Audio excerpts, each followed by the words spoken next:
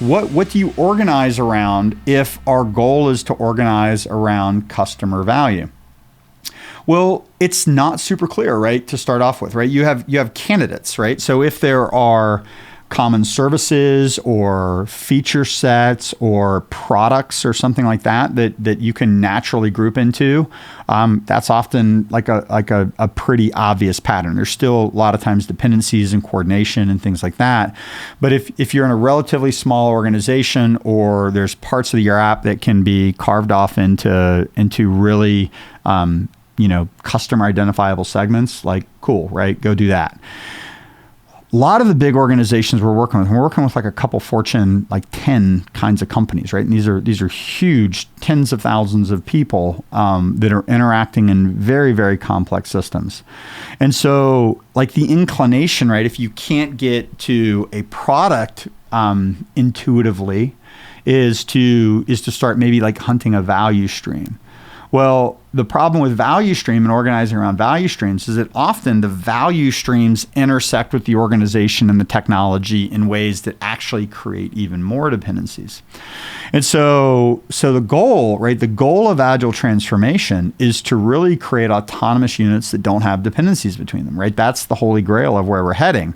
And so we want to organize in a way that gives us the possibility of ultimately transforming into a value streamed or a product aligned organization. Because right now, often we're in a project aligned organization.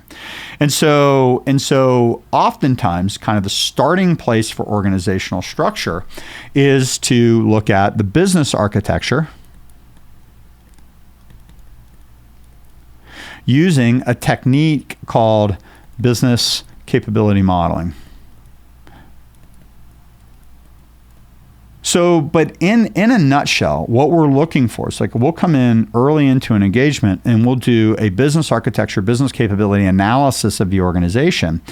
And what we're hunting, right, the ideal candidate for a Scrum team, in effect, or a Scrum-based or a SAFe-based organization, is the intersection of dedicated people, a singular business problem,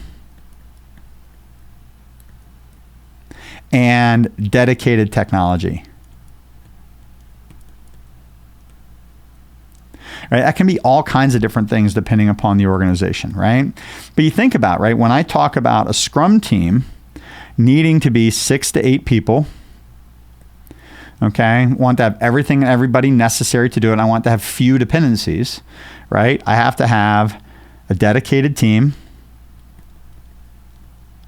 I have to have ownership of the technology, and there has to be, I'm going to say, a clear backlog, right? But that clear backlog has to be focused on, like, something that a product owner can own, right? That's the ideal. That's the holy grail here, right?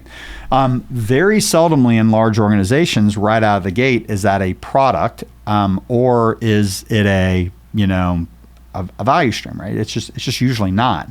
And so the thing that we hunt, like I said, is typically the business capability. Okay.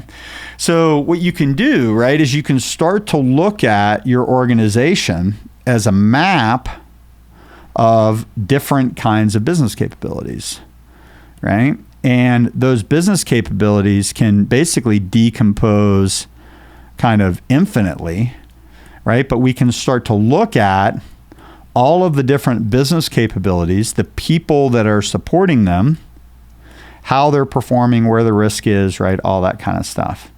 And this is a way that most organizations are actually, from a lot of work with big consultancies and things like that, they're used to kind of looking. They don't always know quite what to do with their business capability models, but they understand that in order to do something for this user out here, right, I need to have something from that business capability, something from that business capability, something from that business capability, something from that business capability, and something from that business capability. And the user actually, kind of takes a journey through all of these different parts to get anything out of it that they actually want.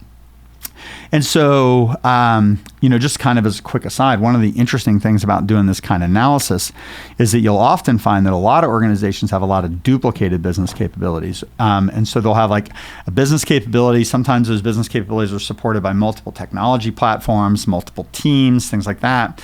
So by looking at your organization through a business capability lens, one of the things that it often gives you the advantage of doing is being able to find places to drive efficiency, right? So if you know that you've got a business capability over here that's in effect the same of a business capability over here, same as business capability over here, oftentimes you can group those into kind of a singular team, rationalize the technology architecture, rationalize the staffing, right? All that kind of stuff. And you end up with one business capability that's doing something for the entire organization, right? That's kind of a possibility.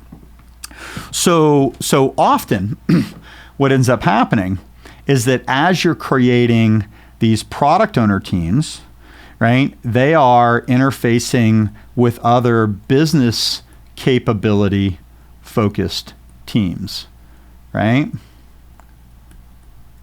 So you end up with this kind of structure that I've been talking about that's largely focused around business capabilities. Okay. So that often is like a really good starting place in a large, complex organization to start to get work to flow through things.